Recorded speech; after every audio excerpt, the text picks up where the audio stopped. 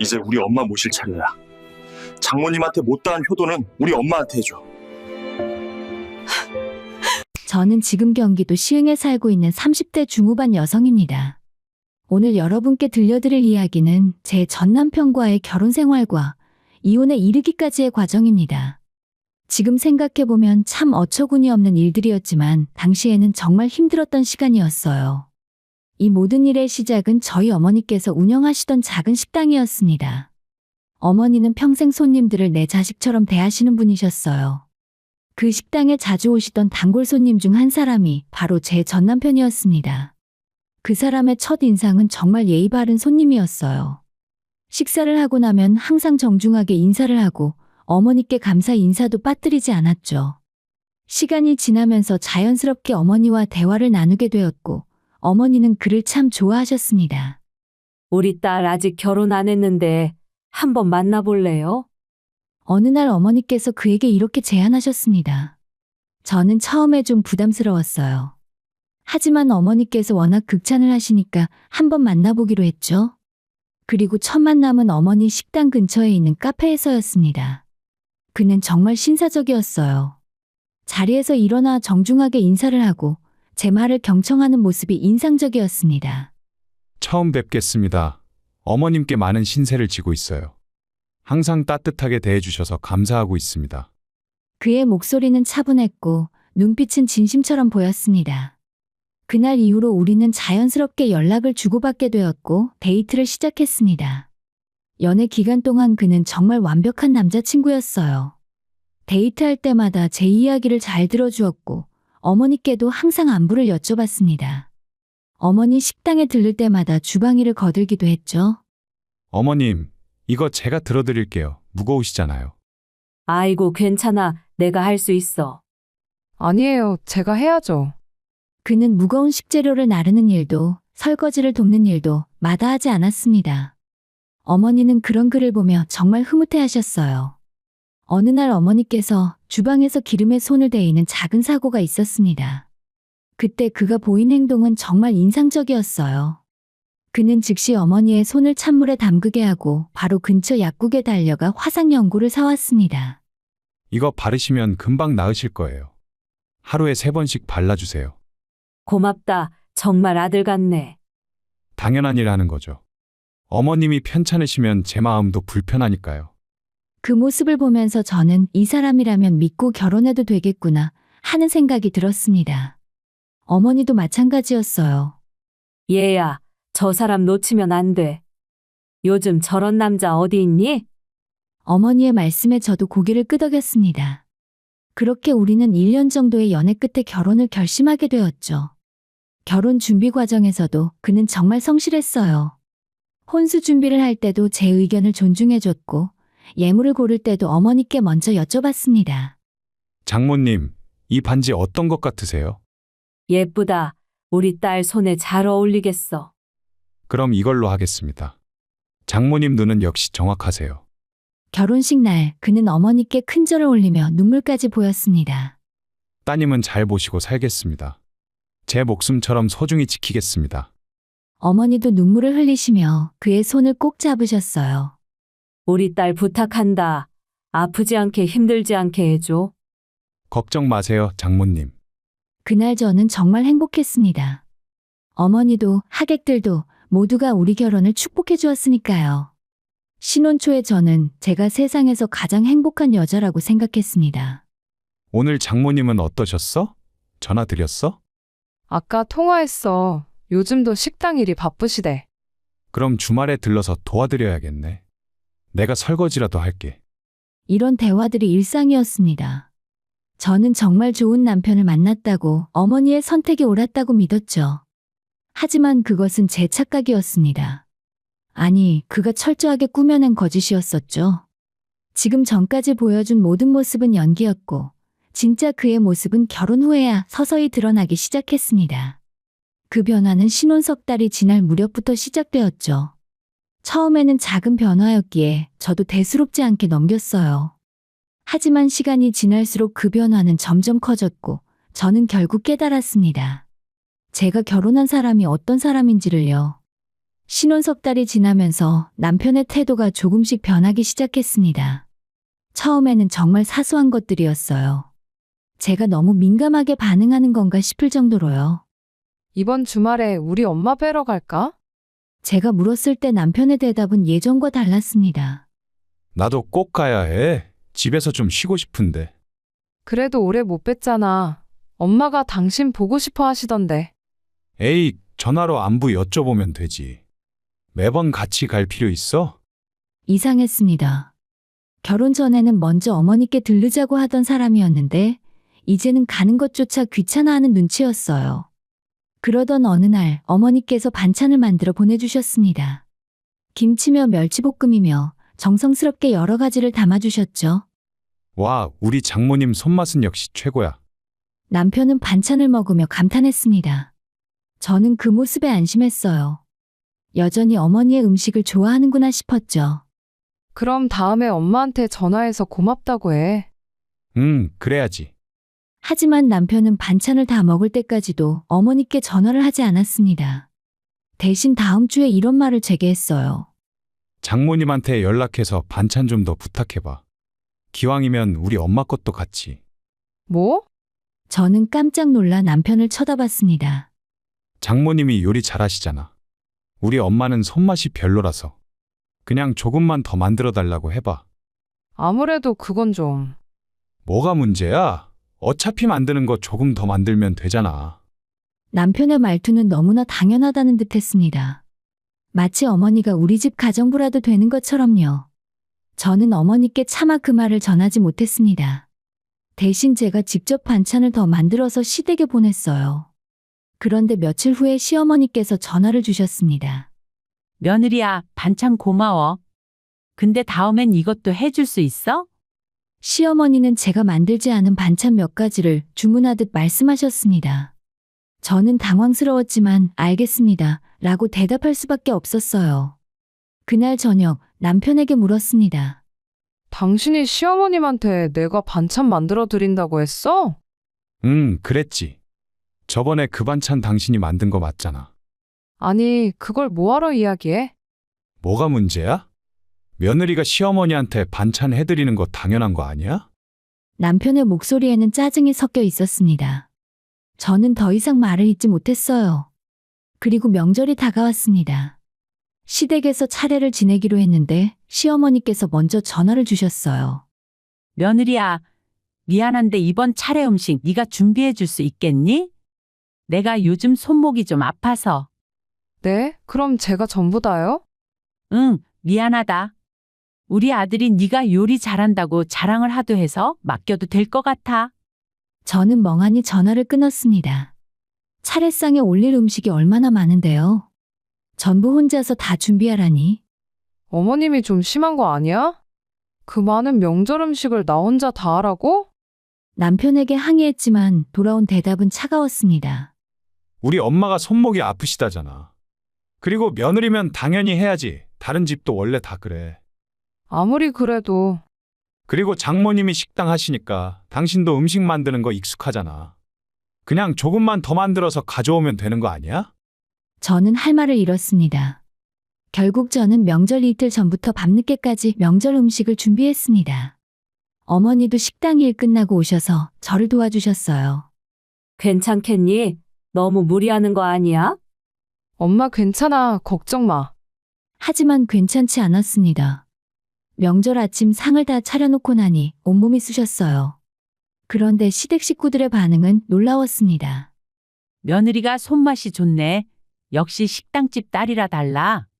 다음에도 이렇게 부탁해도 되겠어? 당연하죠. 언제든 말만 해요, 엄마. 남편은 제 힘든 기색은 전혀 살피지 않고 오히려 당연하다는 듯 대답했습니다.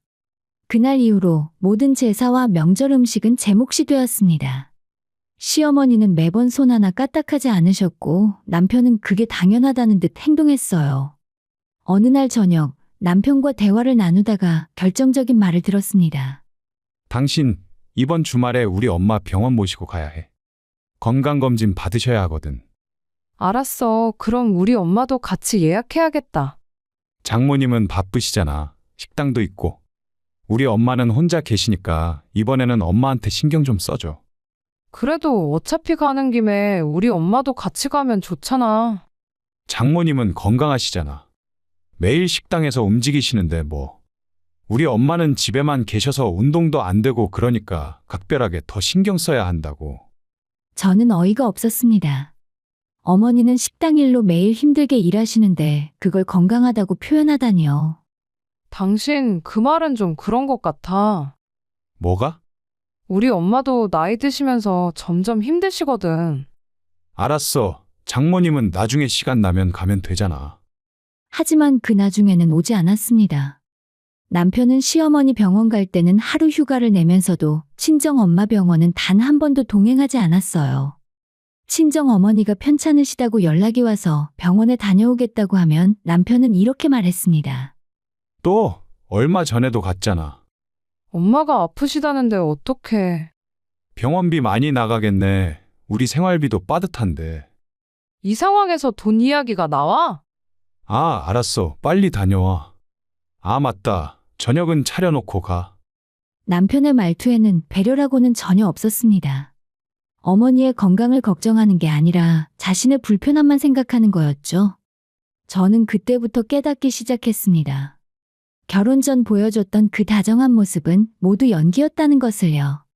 남편은 철저한 마마보이였고 자기 어머니 외에는 아무도 안중에 없는 사람이었습니다. 저는 점점 숨이 막혔습니다. 이 결혼이 과연 맞는 것인지, 이 사람과 평생을 살 수 있을지 심각하게 고민하기 시작했어요. 하지만 그때는 아직 몰랐습니다. 이것이 시작에 불과하다는 것을요. 결혼한 지 1년 반쯤 지났을 무렵이었습니다. 평소보다 유난히 피곤해 보이시던 어머니께서 건강검진을 받으러 가셨어요. 저는 별일 아니겠지 하고 가볍게 생각했습니다. 그런데 며칠 후에 어머니께서 다시 병원에 가셔야 한다는 연락을 받았어요. 이번에는 좀 더 정밀한 검사가 필요하다는 것이었죠. 그 소식을 듣는 순간 가슴이 철렁 내려앉았습니다. 엄마 괜찮으시죠? 그래, 괜찮아. 그냥 확인차 한 번 더 보자는 거래. 어머니는 태연하게 말씀하셨지만 목소리에는 불안함이 묻어났습니다. 정밀 검사 결과가 나온 날 저는 어머니와 함께 진료실에 앉아 있었어요. 그런데 의사 선생님의 표정이 생각보다 심각하게 보였습니다. 보호자분이시죠? 환자분과는 어떤 관계이십니까? 딸입니다. 그렇군요. 검사 결과를 말씀드리겠습니다. 대장암으로 확진되었고 안타깝게도 사기입니다. 그 순간 세상이 무너지는 것 같았습니다. 사기 대장암이라니. 저는 현기증이 날 것 같은데 어머니는 아무 말씀 없이 고개만 끄덕이셨어요. 그럼 생존율은 어느 정도 되나요? 떨리는 목소리로 물었습니다. 솔직히 말씀드리면 5년 생존율이 10% 정도입니다. 하지만 포기하지 마시고 적극적으로 치료하시면 더 이상 의사 선생님의 말은 귀에 들어오지 않았습니다. 저는 어머니의 손을 꼭 잡았어요. 담담했던 표정과는 달리 어머니의 손은 차갑게 식어 있었습니다. 병원 밖으로 나와서 저는 그만 주저앉고 말았습니다. 눈물이 쏟아졌어요. 어머니는 오히려 저를 달래셨습니다. 평생 그렇게 강하신 분이셨어요. 집으로 돌아와서 남편에게 이 사실을 알렸습니다.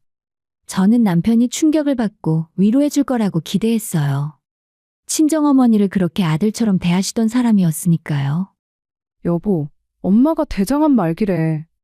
남편은 소파에 앉아 TV를 보고 있었습니다. 제 말을 듣고 고개를 돌렸어요. 뭐? 대장암? 사기래. 의사 선생님이. 말을 잇지 못하고 눈물이 났습니다. 남편은 잠시 침묵하더니 이렇게 말하더라고요. 그럼 앞으로 식당은 누가 운영하지? 저는 귀를 의심했습니다. 방금 뭐라고 했나요? 지금 뭐라고 했어? 아니, 장모님이 아프시면 식당은 대체 누가 운영하냐는 거지. 그리고 우리 집 반찬도 문제네. 당신 지금 정신이 있는 거야? 우리 엄마가 암 말기라고. 알아. 근데 현실적으로 생각해야지. 암이면 생각보다 치료비도 많이 들 텐데. 저는 할 말을 잃었습니다. 장모님의 생명보다 반찬 걱정을 먼저 하다니. 이게 사람이 할 소리인가요? 당신 정말 그게 지금 이런 상황에서 할 말이야? 에이, 나도 걱정되긴 하지. 근데 우리도 대책을 세워야 하잖아. 남편은 여전히 무심한 표정이었습니다.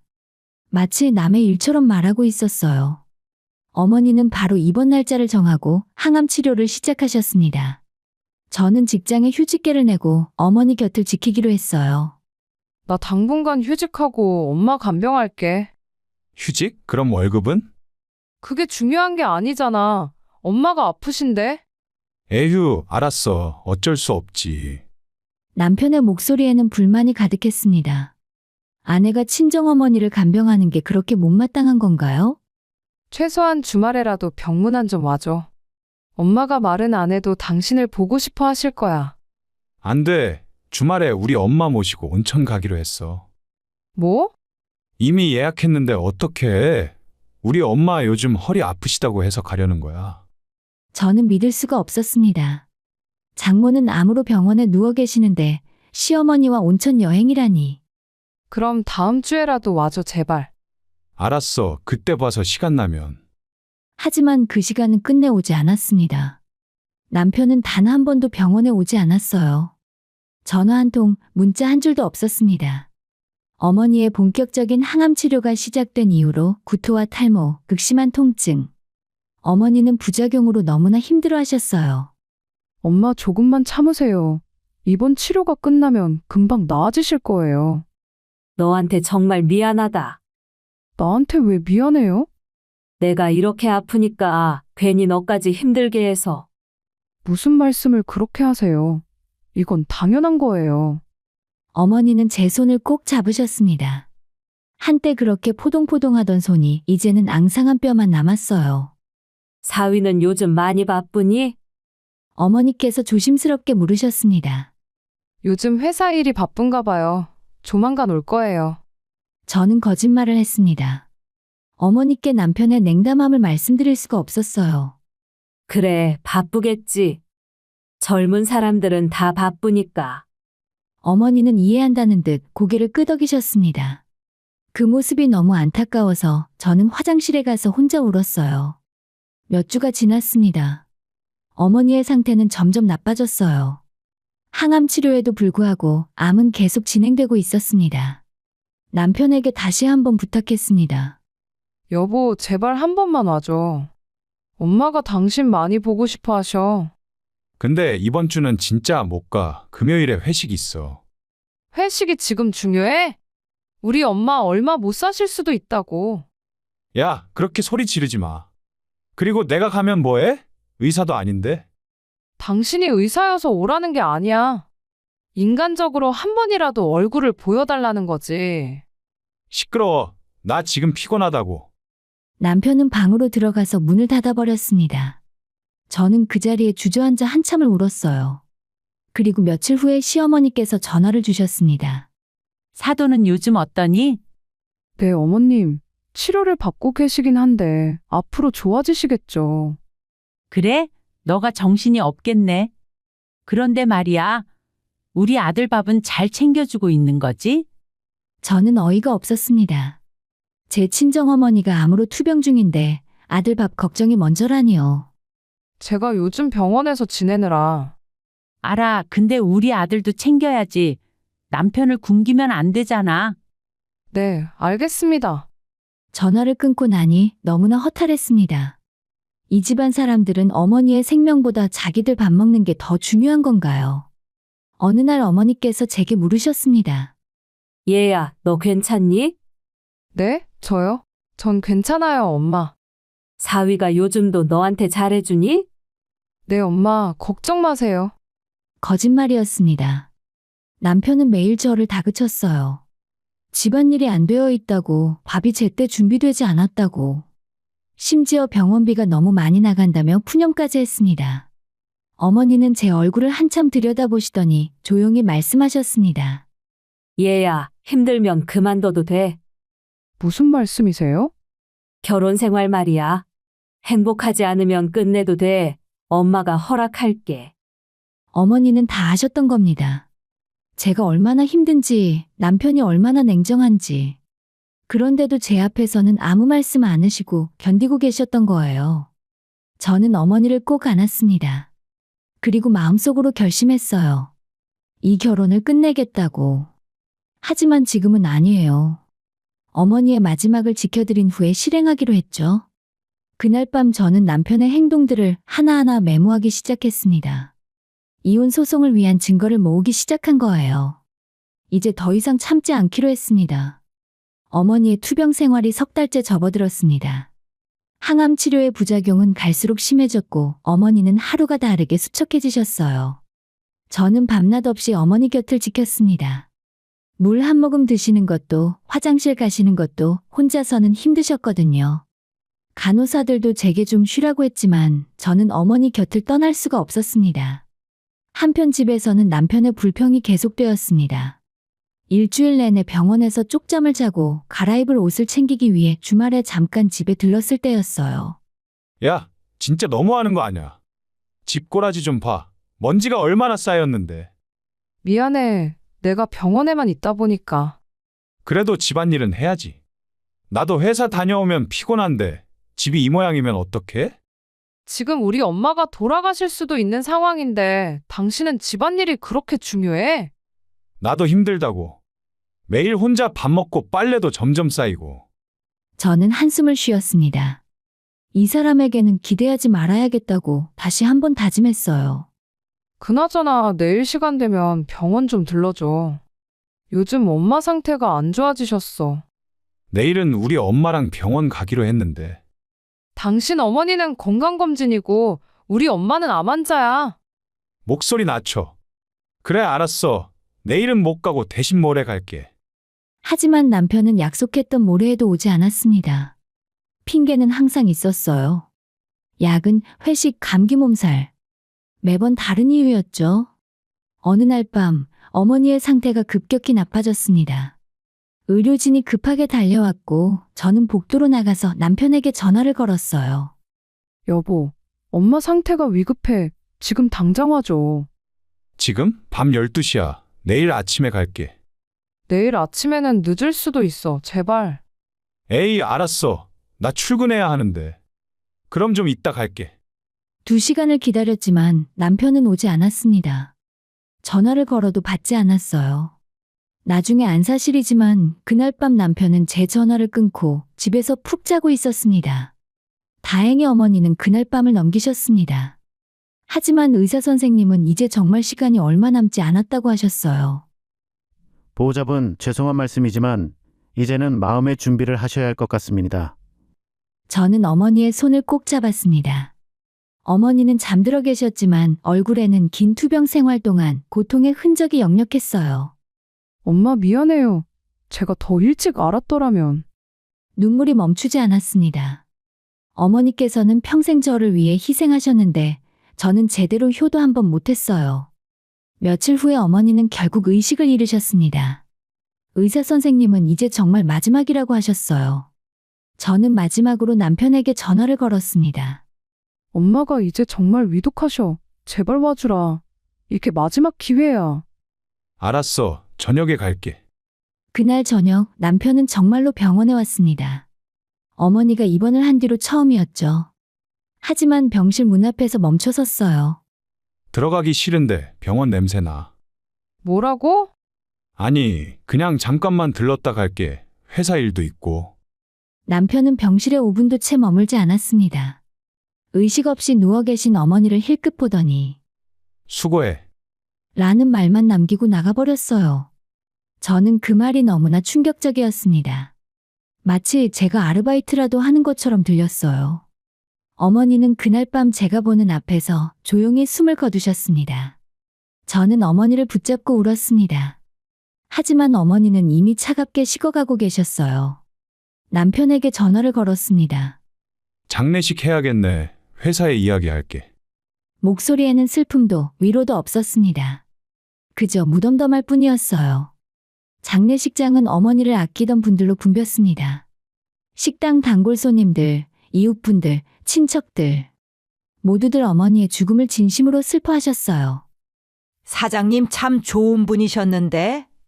조문객들의 위로를 받으며 저는 3일을 버텼습니다. 남편은 다행히 장례식장에 와 있었지만 그 와중에 핸드폰만 들여다봤어요. 조문객들과 인사도 제대로 하지 않았습니다. 저기 사위분이시죠? 장모님과는 어떻게 지내셨어요? 식당 단골이셨던 분이 남편에게 물었습니다. 아, 뭐 그냥 그렇죠. 장모님이 사위분 참 자랑 많이 하셨는데 친엄마처럼 잘 따른다고. 아, 그러셨어요. 그 말을 들은 남편은 어색하게 웃기만 했습니다. 저는 옆에서 그 모습을 보며 가슴이 무너졌어요. 장례를 마치고 집으로 돌아왔습니다. 저는 몸도 마음도 완전히 지쳐 있었어요. 이제 좀 쉬어. 너 한 달 넘게 병원에서만 있었잖아. 남편이 처음으로 제 걱정을 하는 듯한 말을 했습니다. 하지만 그것도 잠시였어요. 참, 그리고 말인데. 우리 집에 엄마를 모셔올까 해. 뭐? 우리 엄마 혼자 사시잖아. 이참에 같이 사는 게 어때? 저는 귀를 의심했습니다. 제 어머니 장례를 치른 지 하루도 안 됐는데 시어머니를 모셔오자고요? 지금 무슨 소리야? 왜? 나쁘지 않잖아. 어차피 장모님도 돌아가셨고, 이제 우리 엄마 모실 차례지. 무슨 차례를 말하는 거야? 며느리가 시어머니 모시는 거 당연한 거잖아. 그리고 장모님이 한순간에 허망하게 가시는 거 보니까 나도 많이 느낀 게 있어. 당신도 장모님한테 못다한 효도를 우리 엄마한테 하면 되지. 그 순간 저는 이 사람과 단 하루도 더 살 수 없다는 확신이 들었습니다. 알았어. 그래, 역시 네가 현명하네. 시어머님 모시고 살게 대신 조건이 있어. 같이 살기 전에 시어머님 효도 여행 보내드리자. 당신이 예전부터 보내드리고 싶어 했잖아. 오, 좋은 생각이네. 우리 엄마 일본 온천 여행 가고 싶어 하셨는데. 그럼 다음 주에 여행사로 같이 준비하러 가자. 그래, 남편은 신이 나서 대답했습니다. 하지만 제가 데려갈 곳은 여행사가 아니었어요. 바로 법원이었습니다. 그날 밤 저는 지금까지 모아둔 증거들을 다시 한번 정리했습니다. 남편의 무심한 문자 메시지들, 통화녹음과 병원비 영수증, 증인 명단. 사실 이미 모든 것이 준비되어 있었어요. 약속했던 날이 되었습니다. 남편은 신나게 옷을 차려입고 나왔어요. 자, 가자. 우리 엄마 온천 보내드리러. 저는 차분하게 가방을 들었습니다. 그 안에는 이혼 소송 서류가 들어 있었어요. 근데 여행사가 어디더라? 조금만 가면 나와 곧 알게 될 거야.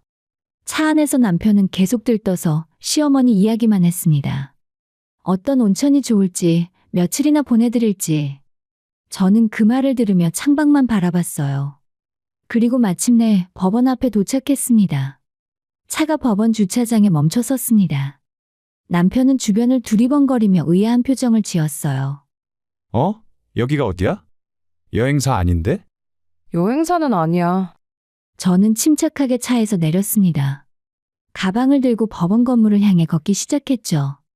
야, 어디 가? 여기 법원이잖아. 남편이 황급히 따라왔습니다. 저는 멈춰서서 남편을 똑바로 쳐다봤어요. 맞아, 법원이야.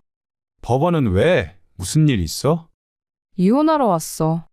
그 말과 동시에 남편의 얼굴이 굳어졌습니다. 뭐라고? 나 당신이랑 이혼할 거야. 지금부터 그 절차 밟으러 가는 거고. 무슨 소리야, 갑자기? 남편은 당황한 목소리로 제 팔을 잡았습니다. 저는 그 손을 뿌리쳤어요.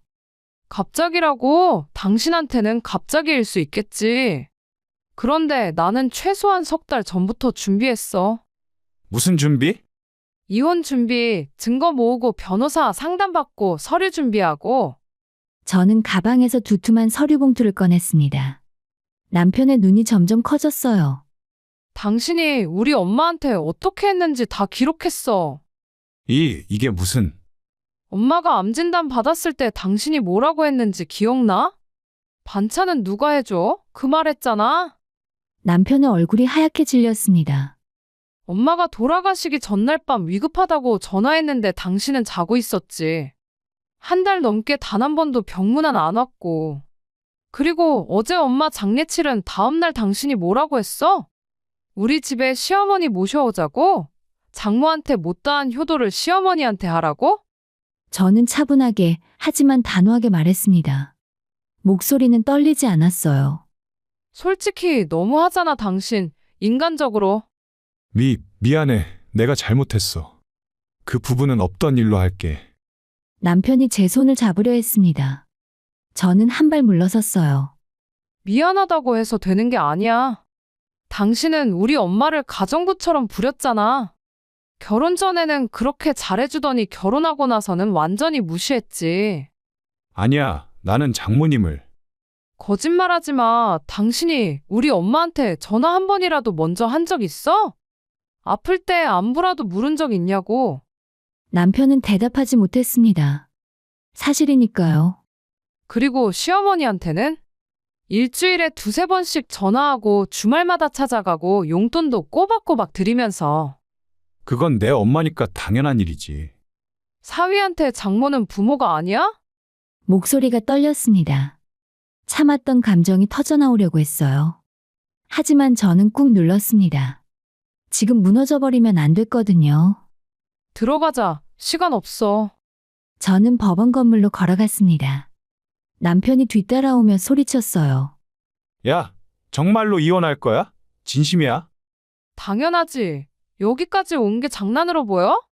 제발, 제발 한 번만 용서해줘. 내가 정말 잘못했어. 법원 로비에 들어서자 남편은 제 앞을 막아섰습니다. 사람들이 쳐다봤지만 신경 쓰지 않았어요. 비켜줘. 이러다가 시간 놓쳐. 안 돼. 나 이혼 안 해. 당신이 안 한다고 안 되는 게 아니야. 내가 소송 걸면 끝이야. 소송? 무슨 이유로? 이유야 많지. 배우자 부모에 대한 학대, 정서적 폭력, 부양 의무 위반.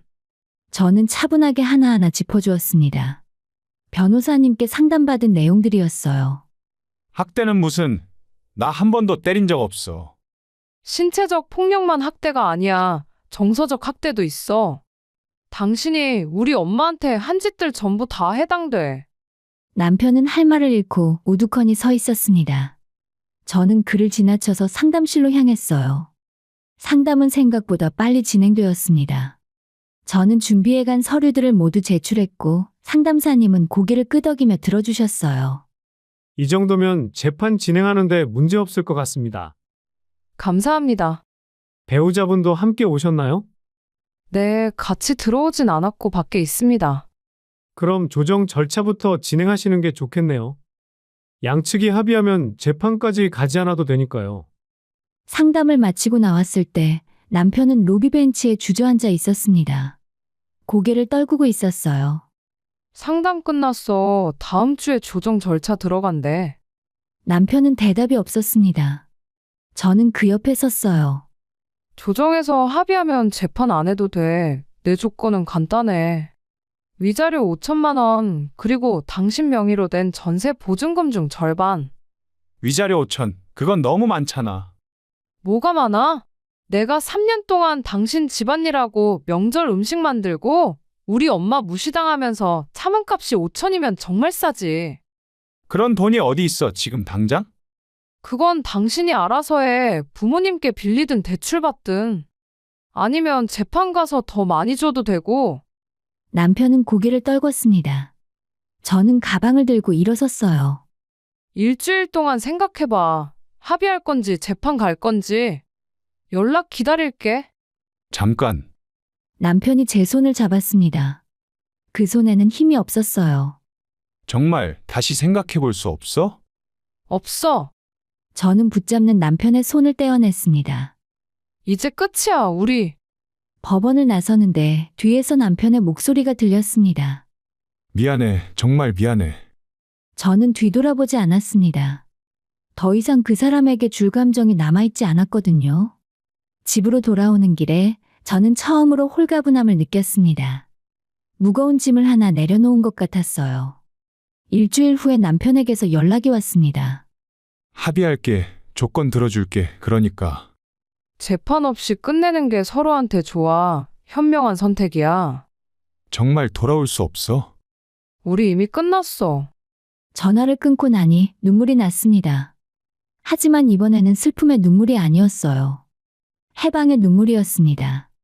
조정 절차는 생각보다 순조롭게 진행되었습니다. 남편은 더 이상 저항하지 않았어요. 아마도 재판으로 가면 더 불리하다는 걸 알았던 것 같습니다. 조정실에 마주 앉았을 때 남편은 초라해 보였습니다. 예전에 그렇게 당당하던 모습은 온데간데 없었어요. 양측 모두 합의 조건에 동의하시는 거죠? 조정위원님이 최종적으로 확인하셨습니다. 네. 저는 또박또박 대답했습니다. 남편도 고개를 끄덕였어요. 그럼 위자료 5천만 원, 재산 분할은 전세금 50대 50으로 합의하시는 거고요. 지급 기한은 3개월 이내로 하겠습니다. 알겠습니다. 서류에 도장을 찍는 순간 저는 비로소 자유로워지는 기분이 들었습니다. 3년간의 결혼 생활이 이렇게 끝나는구나. 조정이 끝나고 복도로 나왔을 때 남편이 말을 걸어왔습니다. 저기 나 할 말 없어. 이제 정말 끝이니까 연락도 하지 마. 그래도 마지막으로 미안하다는 말은 하고 싶어서. 저는 잠시 그를 쳐다봤습니다. 진심으로 미안해하는 것 같았어요. 하지만 이미 늦었습니다. 그 미안함은 당신 어머니한테 하세요. 앞으로는 효자 노릇 실컷 하시면서 사시고. 저는 그를 두고 걸어갔습니다. 뒤에서 미안해라는 목소리가 들렸지만 돌아보지 않았어요. 집에 돌아와서 한참을 울고 나니 마음이 한결 가벼워졌습니다. 이제 정말로 새로운 시작이구나. 며칠 후에 위자료가 입금되었습니다. 남편은 부모님께 돈을 빌렸다고 문자를 보내왔어요. 입금 확인했어. 이제 정말로 연락하지 마. 그게 우리의 마지막 대화였습니다. 저는 남편의 번호를 차단했어요. 시댁 식구들 번호도 전부요. 그리고 이사를 준비하기 시작했습니다. 집에는 너무 많은 안 좋은 기억이 남아 있었거든요. 짐을 정리하다가 어머니께서 만들어주셨던 반찬통들을 발견했습니다. 아직도 냉장고 안에 그대로 있었어요. 반찬통을 꺼내들고 한참을 울었습니다. 어머니의 따뜻한 손길이 느껴지는 것 같았어요. 엄마, 저 이제 잘 살 거예요. 걱정하지 않으셔도 돼요. 반찬통을 정성스럽게 씻어서 보관했습니다. 이건 버릴 수가 없었어요. 새 집은 작지만 아늑했습니다. 햇빛이 잘 들어오는 원룸이었어요. 처음으로 제 돈으로 얻은 저만의 집이었습니다. 그렇게 이혼하고 몇 달이 지난 어느 날 우연히 예전 동네를 지나가는 길에 멀리서 전 남편이 시어머니와 함께 걷는 모습이 보였습니다. 시어머니는 남편의 팔을 잡고 의지하며 걷고 있었어요. 남편은 어머니를 조심스럽게 부축하고 있었고요. 역시 마마보이는 안 변하는구나. 저는 쓴웃음을 지으며 고개를 돌렸습니다. 이제는 그들의 삶이 제게 중요하지 않았어요. 어느 날 밤 어머니 꿈을 꿨습니다. 어머니는 건강한 모습으로 식당에서 웃고 계셨어요. 꿈에서 깨어나니 눈가가 촉촉했습니다. 하지만 슬프지는 않았어요. 오히려 마음이 따뜻했습니다. 사람은 겉모습만으로 판단할 수 없는 것 같아요. 결혼 전의 모습이 전부가 아니었죠. 진짜 그 사람을 알려면 시간이 필요합니다. 그리고 무엇보다 중요한 건 상대가 여러분의 가족을 어떻게 대하는지 보는 거예요. 저는 그걸 너무 늦게 깨달았습니다. 어머니께서 살아계실 때 더 단호하게 행동했어야 했어요. 여러분도 혹시 힘든 관계에 있다면 용기를 내세요. 끝내는 것도 용기입니다. 새로 시작하는 것도 용기고요. 저는 지금 행복합니다. 혼자지만 외롭지 않아요. 자유롭고 평화롭습니다.